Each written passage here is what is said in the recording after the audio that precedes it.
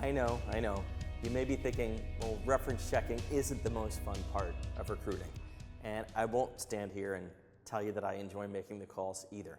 But I will tell you that you absolutely can't skip them without taking a big risk. You need to know how big a risk you're taking. And to me, it's just not worth it if it's so easily avoided. So why do reference checks? Let's get really clear on that.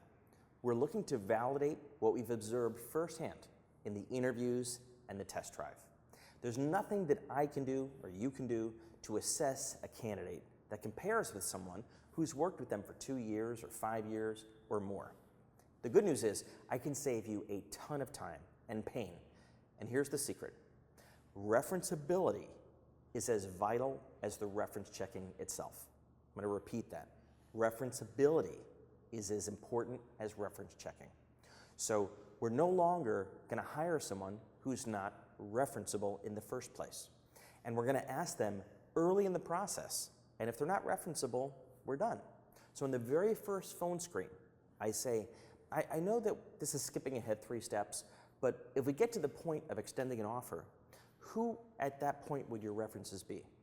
And I usually hear one of 2 things. Oh, no problem. I can give you every manager I've ever had. Or I hear a deafening silence on the phone. And the candidate struggles and fumbers to kind of come up with, well, who am I going to provide? There's a big difference between those 2 scenarios.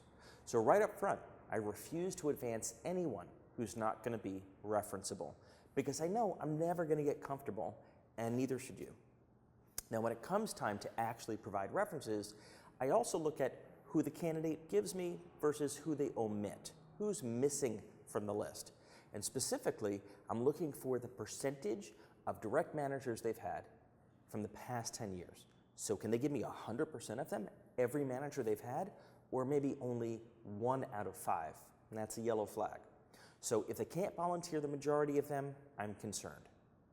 Now, of course, with employee referrals, that's the best reference you can possibly get because one of your prized employees actually worked with the candidate in a previous position.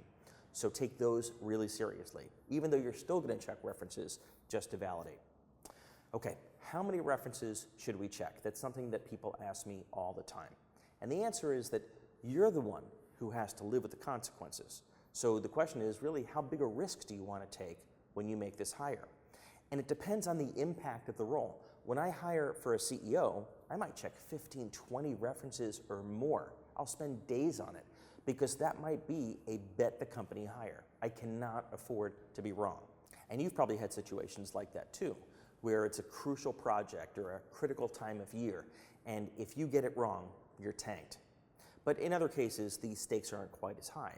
But I would give you a couple of guidelines. The first is never fewer than 3 references. If you get 3 good data points and you do them correctly, that's a pretty good start. I'm also looking for 1 solid reference for every 3 years of work experience. So if the individual has 20 years of experience, they should have no problem giving you 6, 7, 8 references or more, even if you don't speak with them all. And the majority of the references that they provide should be from the past 10 years. I'm really not interested in ancient history because business changes, people change, they develop new skills, they develop good habits and bad. And so we're looking for the most recent 10 years. Okay, how do we check references? Obviously, for the most part, they're going to be on the phone. And that may sound obvious, but I still have clients who, to save time, try to check references via email. And it never works because the individual won't be candid. I mean, think about it. Would you put your true thoughts about a B or C player in writing? These days, absolutely not. But I do use email in advance to ask for, say, 15 or 20 minutes. Sometimes takes 30 or 40, but I don't want to scare them off. And I send them a really short email request. And I've actually included a copy of it in the online briefcase so that you can swipe that too. And on occasion, I'll even meet a reference for coffee in person when the stakes are really high or when I think that reference might make a great candidate down the road. Now, the focus of the reference checks. What are you actually looking for?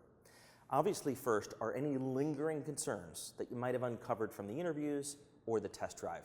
You should be noting those down and checking those in the references. Next, coachability. It's so valuable to talk to their former managers to understand how to get the most out of this individual. What kind of feedback do they respond to? How do they like to structure their time? How do I communicate with them? Do they learn and iterate their approach based on feedback? Their cognitive ability. Do they adapt their approach? Do they take on board new information? Are they just open to input, maybe certain times of the day? They're not a morning person. Cognitive ability. How do they compare to others, right? That's really important. So I want their assessment of the candidate, but more importantly, I want them to compare that candidate to everyone else that was on their team and to everyone else in the organization. The terms of departure. This is a critical one. Quite often, the story that the candidate told me about why they left an organization doesn't sync up with the story that their manager tells me. And I need to rationalize or reconcile those two. And sometimes I can't do it. But the terms of departure are really important. Did they resign? Were they invited to leave? And I need to understand that. And then finally, who else should I speak with? This is a great way to uncover more potential references that the candidate didn't even provide. Next question you might be asking is, well, when is the ideal time to check references? And this may sound really silly, but it's before you extend an offer. I've worked in many organizations that will extend the offer and then do the references. And that just makes no sense. You've already made your decision. You're emotionally invested in the candidate, and you're probably not open to hearing any bad news. So you want to do it as early in the process and really throughout the process. Invest more time with the candidate while you're investing more time in reference checking in parallel. If it's not going to affect your decision, don't even waste your time. Just say, I'm not checking references, I'm going to take the risk. It may work out, it may not. But typically, I will check references on my final 2 candidates.